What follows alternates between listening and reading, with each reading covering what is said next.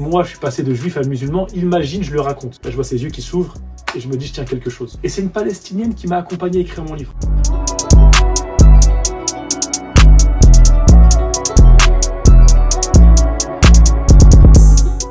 Je suis Cyril, depuis 2007 je fais des ateliers autour de la communication écrite et orale. Je suis formé en art-thérapie, en thérapie narrative, constellation familiale, art oratoire, je suis entrepreneur. J'ai grandi à Ivry-sur-Seine, quartier Barbus, dans une famille juive, mais mon environnement était principalement arabo-musulman à l'extérieur. J'ai grandi dans une dichotomie, surtout avec le conflit israélo-palestinien. À la maison c'était plus pro-israélien, à l'extérieur c'était plus pro-palestinien. Et c'est ça qui a construit mon esprit critique d'ailleurs, qui a été très utile pour l'écriture de ce livre.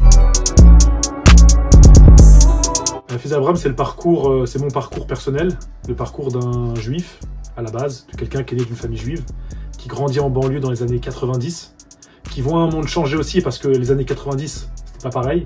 Donc je décris ce monde-là, ce monde qui change, et qui petit à petit se cherche, ne se trouve pas dans le judaïsme, est en conflit avec lui-même, on va dire, ne trouve pas la paix, et la trouve dans l'islam. Et qu'est-ce qui se passe avec sa famille, quand il change de religion, avec son environnement propre? C'est tout ça qu'on retrouve.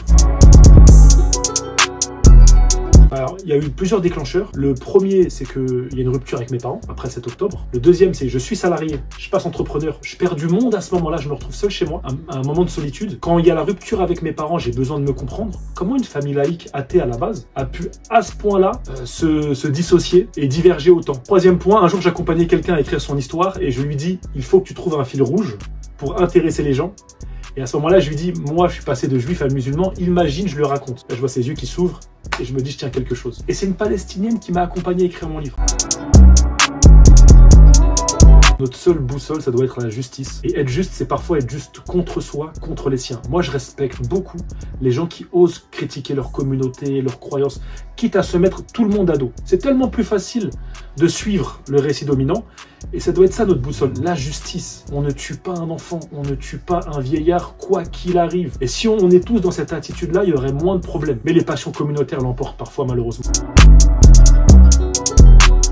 Les retours que j'ai eus, j'ai pas beaucoup de juifs autour de moi aujourd'hui. Il y en a beaucoup qui m'ont insulté, invectivé sur les réseaux sociaux notamment. Du côté, on va dire, arabo-musulman, je suis un héros pour eux. Mais dans le livre, je fais une critique et ma critique ne s'arrête pas au sionisme. Je critique vraiment tout le monde. Et tout le monde en prend pour son grade. Parce que moi, ce qui est important, en tout cas à mes yeux, c'est l'esprit critique. Il y a des gens qui ont pu me critiquer des deux côtés pour ce que j'ai écrit dans le livre. Je me suis appuyé sur les travaux de Yaakov Rapkin, qui a écrit un livre formidable qui s'appelle L'opposition juive au sionisme. Et dedans, il met en lumière que les juifs avant la guerre de 67, pour la plupart, étaient antisionistes, qu'ils soient orthodoxes ou libéraux. Et ça s'appuie sur des sources juives aussi. C'est impressionnant. Quand tu lis ce livre, tu te dis, mais c'est pas possible.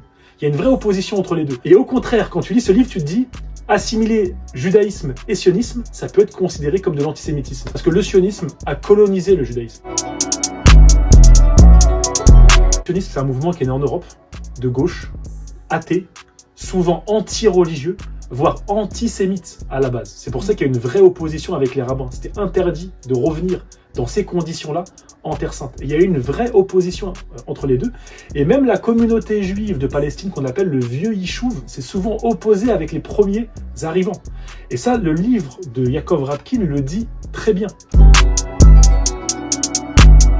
Fils d'Abraham, la quête inaboutie d'un juif devenu musulman est sorti le 20 novembre 2024 en auto-édition. On peut le retrouver sur le site El Beina, sur le site sur Amazon, Cyril Lankar sur Instagram. Moi j'ai envie de dire aux gens, gardez votre esprit critique. Autorisez-vous à tout critiquer. Il n'y a aucun problème. C'est comme ça qu'on avance. Tant qu'on n'insulte pas, on peut critiquer. Et c'est l'esprit critique au contraire qui nous permet d'avancer. Si on ne se critique pas, il n'y a plus de progrès.